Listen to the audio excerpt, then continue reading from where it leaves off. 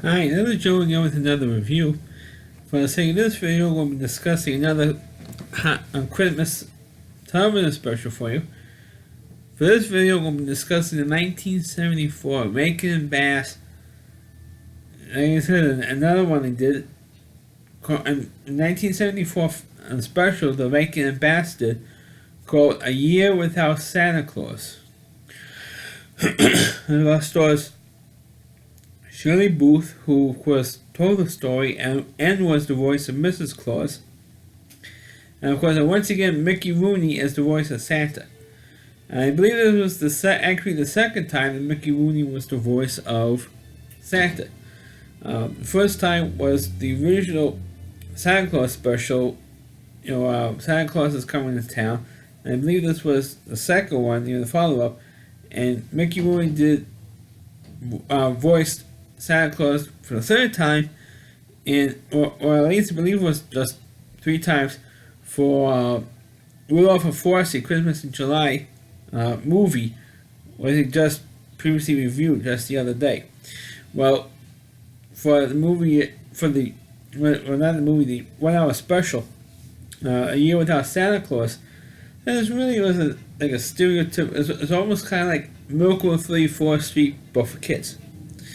I'm talking about the movie Miracle on 34th Street, 1947 version, aimed at kids. What I mean by that is, of course, in the original movie, Miracle on 34th Street movie, where Santa Claus is trying to say and instill faith and belief in the world, and Santa Claus and A Year Without Santa Claus is kind of like the same thing. But this one's like a little more kid friendly than Miracle on 34th Street was. What I mean by that is that it had a hell of a lot more shenanigans going on in this film than in Miracle on 34th Street. What I mean by that is Santa decides he's getting a little like like Danny Glover in Lethal Weapon movies. He's getting too old for this stuff. So, and he was complaining he has a crick in his back, he has gout in his foot, he has a bad cold. He's getting a real old, he's getting old the cocker there, and he's getting tired. He's also getting letters and stuff saying that people don't believe in Santa anymore. He's believing more and more that more people in the world are becoming cynics, becoming more and more cynical. People are not believing him as much as he did when he first started being Santa. So, what Mrs. Claus and a couple of the elves trying to do was trying to go down and find out if people actually do believe in Santa like they've always had. And of course, actually, kids are going to believe in Santa, but the adults, no. But if they came across two of the elves, name was Jingle and the other one was Jangle, and they took one of the reindeer, Vixen, and technically, which I should point this out. Naturally, most people believe, of course, all the reindeer were boy reindeer. Okay, and for some dumb reason, they made Vixen into a baby girl reindeer for this thing. There's one thing they should point it out. I mean, they changed the sex of one of the reindeer. Okay, for this one, and I'm like, seriously? I mean, it was like 1974, and they already playing around with making boy reindeer into girls and all that type of thing. So it was really ridiculous. And they stumbled into a town where kids still believe in Santa, and even a couple of the adults believe in Santa. But the problem was that they disguised Vixen to look like a dog, so they won't get into trouble. Well, guess what? Vixen got caught by the dog catcher and put into the pen, and Vixen was dying from the heat because they went into a town called Southtown, and actually, of course, they're complaining about the heat down there because it's so hot. Because in the south it's hot during winter time. On the southern part of the earth, it's hot. So it's winter, but it's in the north. It's summer down south, and in the northern hemisphere, it's winter time. In December. So they decide what to do, and the people in the town, Southtown, says, "Okay, I'm making a deal with you. We will believe in Santa Claus if you could make it snow for Christmas." So they made some kind of crazy loosey goosey deal. Instead of talking to like Jack Frost or something, they talked to two brothers. One controls the heat, and the other one controls the cold, and they were always fighting. And they said, "Okay, Mrs. Claus makes a deal, brokers a deal with these two characters, and they said, okay, for one day, and Mrs. Claus says, can you just do it for like one day? I mean, it's not going to kill you for one day. For Southtown, they have snow for one day." And so the guy who controls the east says, "Oh, all right." And I said, I do it for Santa. I do it for Santa, for you and Santa. So of course, now they believe that now the people and the mayor of the town of Southtown believes what's going on. These people are who they say they are, and they released Vixen from the dog pound, and of course to go back to the North Pole. And Santa finds out that people still believe in him, and decides to go, instead of taking a holiday, goes back, like the next year, decides to come back and continue being Santa for Christmas. Tell us pretty much what's the plot of this thing. So people felt sorry because people found out around the world that Santa was going to take the day off instead of going on his ride, yearly ride on Christmas Eve. He wants to take a break. Like, he doesn't have the 364 days of the year to take a vacation, but he decided to take a vacation on then.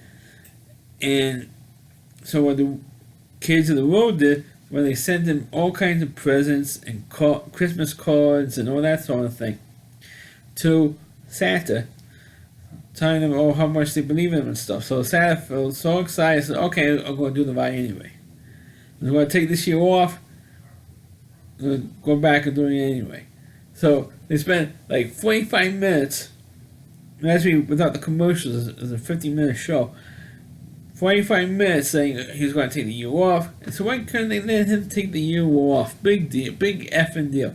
Let Santa take the year off, and it's no big deal. He's no crotchety guy at this point. Let him take a day off, or let him retire, and let a younger guy take over as Santa, like in the Santa Claus movies with Tim Allen. Let a younger guy take over as Santa. They let the poor guy take his day off. I mean, come on. Let him take the day off. What's the big deal? But he came back anyway, because he had to be like convinced that Santa Claus is still needed. Even in the cynical world of 1974, we need Santa to, so we can all relive our childhoods and all that sort of thing. So long story short, he comes back in the end and he goes on his ride. Well, as I think at this point, in 1974, I think that the stop motion animation Christmas specials was starting to die down at this point. Because the highlight of this was during the 60s, when most of these shows were hot and heavy. And it came out like almost one after the Rankin and Bass, so like the kings of the Christmas specials. They started cracking these things out, and it was coming out like literally one after the other almost. Starting with Rudolph, and you had, eventually you had more of the 2D the animated cartoons, and then the stop motion stuff. They have, of course, Rudolph. They had two shows for Rudolph. You had Santa Claus is Coming to Town. You also had the Little Drummer Boy. You had there was a second one, the Little Drummer Boy as well. You had the movie previously reviewed, Rudolph the Frosty movie. You had Santa Claus is Coming to Town. You had Year Without Santa Claus. You had all these stop motion animation stuff, and then of course you had the regular straight 2D animation films, like 'Twas the Night Before Christmas, Frosty's Winter Wonderland. You had those shows, and so they cranked out all these different Christmas shows, and they're the kings. And I know I'm getting on a tangent here, but Year Without Santa Claus is like a stereotypical plot. We're making a bad show. We have somebody who narrates the whole story, and one thing that became annoying was that a lot of the dialogue was in rhyme.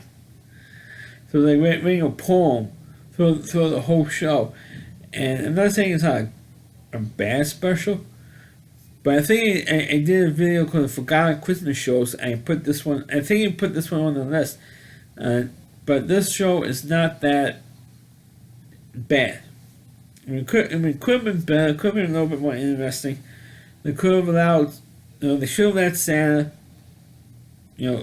take a year off, but they convinced him to come back.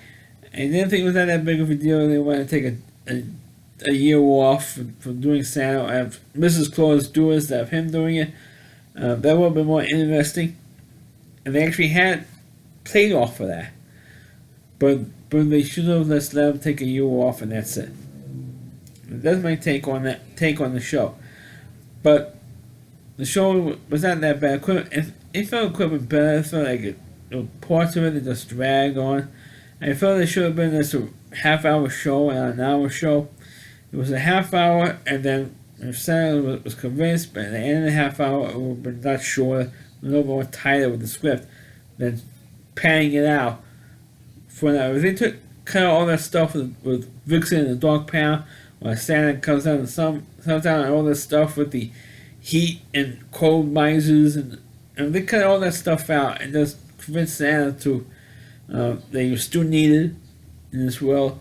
The kids still believed in him, and would like to a whole lot better than they do. But it's not a bad show, but like I said, it could have been better. So that's the review of the show A Year Without Santa Claus. Please click on the video, please subscribe to my channel, and please forward this video onto your Facebook pages. You can check out all my reviews and on my YouTube channel at rowdyc.com. It's all WDY, C.com. And the homepage of the Rowdy Reviewer, Christy Moore, and please check out all of his videos on his website. Thanks for watching, and catch you next time.